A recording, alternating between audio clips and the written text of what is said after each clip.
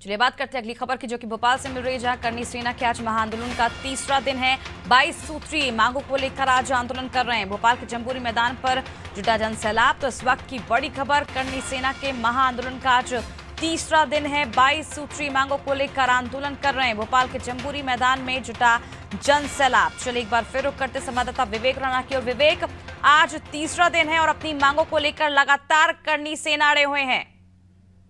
बिल्कुल, 22 सूत्री मांग सहित आर्थिक आधार पर आरक्षण और एट्रोसिटी एक्ट पर बदलाव को लेकर लगातार करनी सेना जो है वो महाआंदोलन कर रही है। क्योंकि करनी सेना की यदि बात की जाए तो करीब आज तीसरा दिन है। तीसरे दिन भी जो उनका जन आंदोलन है, महाआंदोलन है, वो जारी है जम्बूरी मैदान पर। क्योंकि पहले दिन की बात की जाए तो करनी सेना के जब कार्यकर्ता और जब राजपूत समाज के जब लोग पहुंचे थे जन आंदोलन में, तो लगातार आंदोलन था।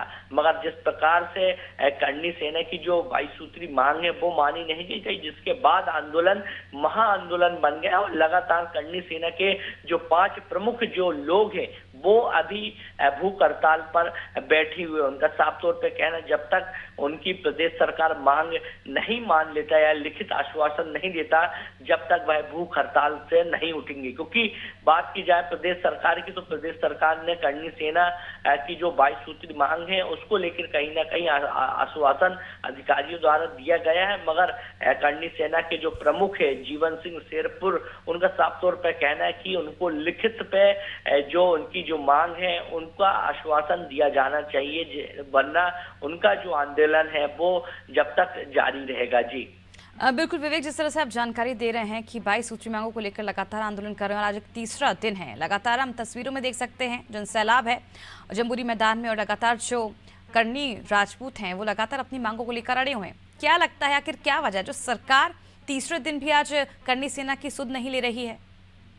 बिल्कुल, यदि करनी सेना के जन आंदोलन की बात की जाए तो केवल एक दिन का उनको समय दिया गया था। एक दिन की जो परमिशन है जम्बूरी मैदान में आंदोलन की वो दी गई थी। मगर उसके बावजूद भी करनी सेना ने जो आंदोलन है, महाआंदोलन जो अब बन चुका है, उसको कहीं ना कहीं बढ़ा दिया। आज तीसरा दिन है। तीसरे दिन भी प्रदेश सरकार ने का जो प्रतिनिधि मंडल वो अभी तक करनी सेना के पास नहीं पहुंचा है। और करनी सेना के जो प्रमुख लोग हैं, जो 5 लोग हैं, वो अभी भी भूख हड़ताल पर बैठे हुए हैं। क्योंकि इसके पहले की यदि बात की जाए तो इसके पहले भी करनी सेना ने कई बार आंदोलन किया है। तो आंदोलन में देखने को मिला कि प्रदेश सरकार का प्रतिनिधि मंडल पहुंचा था और उनकी मांग सुना था, उनकी मांग को पूरा भी किया गया है।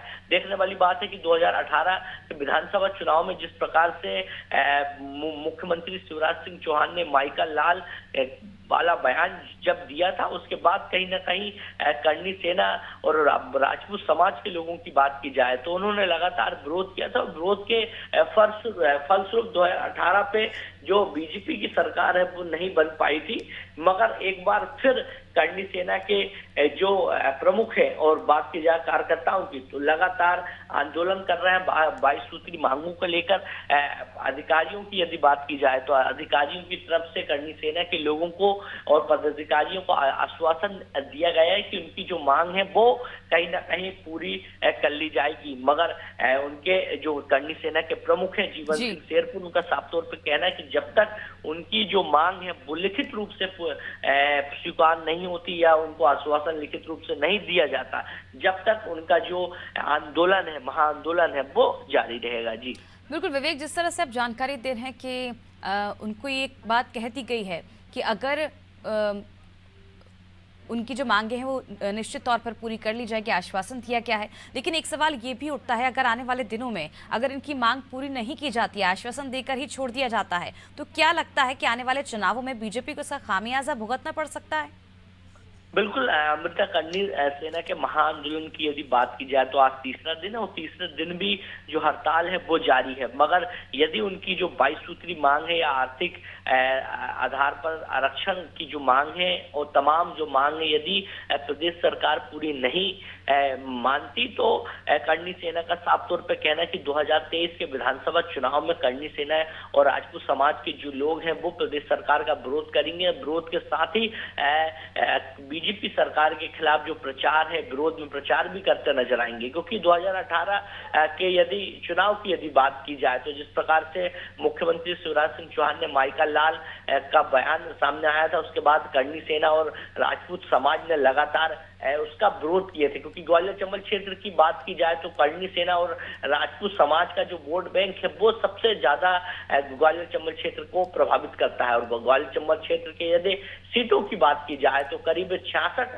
सीट वहां से आती है विधानसभा की, और जिस प्रकार से राजपूत समाज का वहां दबदबा देखने को मिलता है, यदि प्रदेश सरकार करणी सेना या राजपूत समाज की मांग नहीं मानती तो कहीं ना कहीं इसका जो खामियाजा है, जो भुगतान है, वो कहीं ना कहीं 2023 के विधानसभा चुनाव में प्रदेश सरकार को झेलना पड़ सकता है। बिल्कुल विवेक, जिस तरह से अगर 22 सूत्री मांगे अगर नहीं मानी गई सरकार की ओर से, तो कहीं ना कहीं आने वाले चुनावों में इसका खामियाजा बिल्कुल बीजेपी सरकार को भुगतना पड़ सकता है। अब देखने वाली बात होगी कि आखिर कब तक करणी सेना अपनी जिद पर अड़े रहेंगे, इन मांगों को लेकर इस तरह से प्रदर्शन करते रहेंगे, और कब सरकार इनकी सुध लेती है।